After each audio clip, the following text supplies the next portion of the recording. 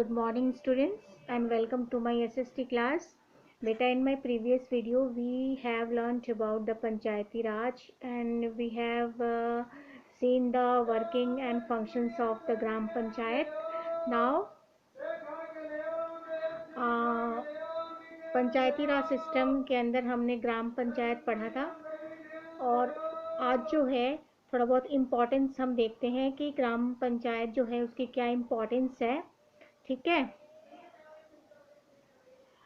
ये जो है लोकल प्रॉब्लम्स को सॉल्व करता है। ग्राम पंचायत जो है लोगों की जो लोकल प्रॉब्लम है, जो उनकी निजी समस्याएं हैं, उनको सॉल्व करता है। ठीक है, उसके बाद जो है ये लोगों को ट्रेनिंग देता है। It gives training to the people in functioning of democracy, यानी कि लोकतंत्र को हम किस तरह से सुचारू रूप से और सफलतापूर्वक क्रियान्वित करें, इस बारे में वह लोगों को ट्रेनिंग देता है।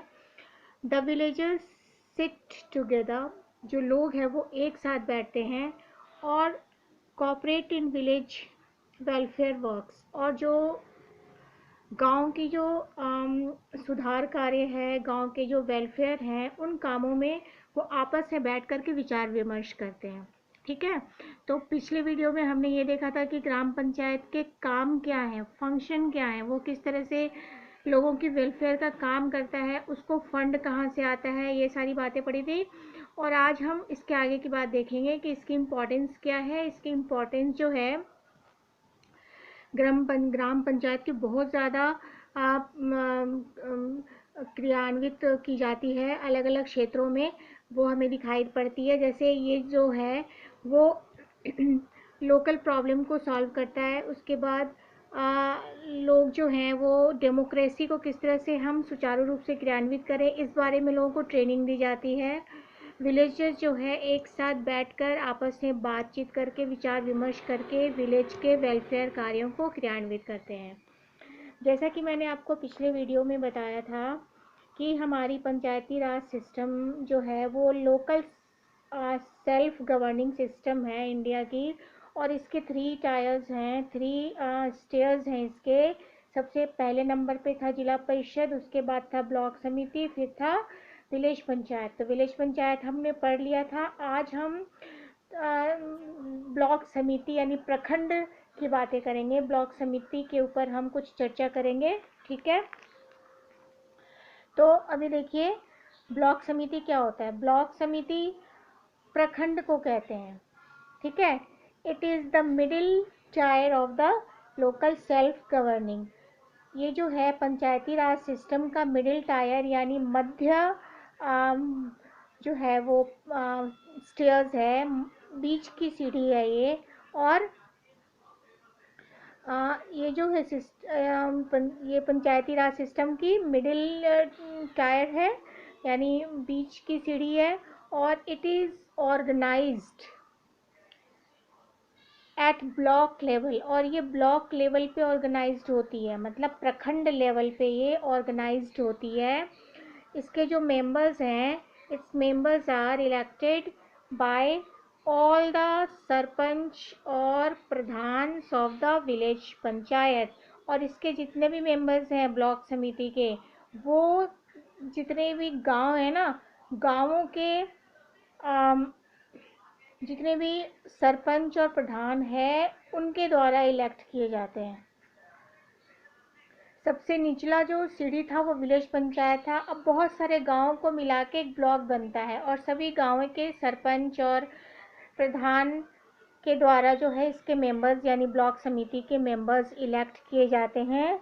और इसका जो हेड होता है वो होता है बीडीओ। बीडीओ क्या होता है, देखिए ध्यान से, बीडीओ इसकी फुल फॉर्म होगी ब्लॉक डेवलपमेंट ऑफिसर यानी प्रखंड विकास ऑफिसर। ठीक है ना, बीडीओ ब्लॉक, बी से ब्लॉक हो गया, डी से डेवलपमेंट हो गया और ओ से ऑफिसर हो गया। ब्लॉक डेवलपमेंट ऑफिसर जो है यह है एक सेक्रेटरी के तौर पर, ब्लॉक की सेक्रेटरी यानी सचिव के तौर पर कार्य करता है पंचायती राज सिस्टम के अंतर्गत। ठीक है ना, और इसका कार्यकाल होता है 5 सालों का।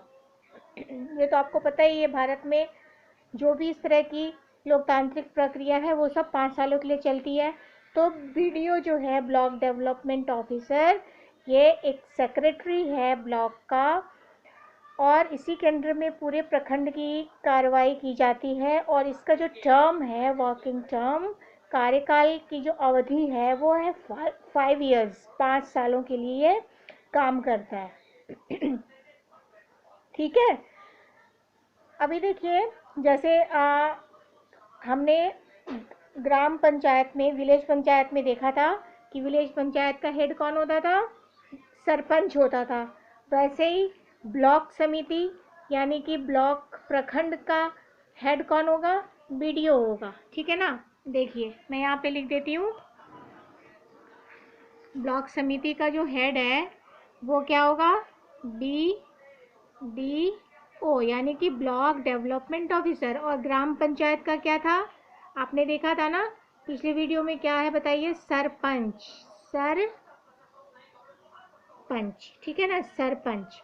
और ब्लॉक समिति का बीडीओ। तो अभी हम ब्लॉक समिति पढ़ रहे हैं, तो ब्लॉक समिति का हेड हो गया, सचिव हो गया बीडीओ, ब्लॉक डेवलपमेंट ऑफिसर, जो कि ब्लॉक के अंदर होने वाले सभी वेलफेयर वर्क्स का सुपरवाइजिंग करता है, उसका हेड होता है और इस तरह से वो काम करता है। ठीक है। अभी देखिए इसके अंदर क्या क्या कार्य हैं।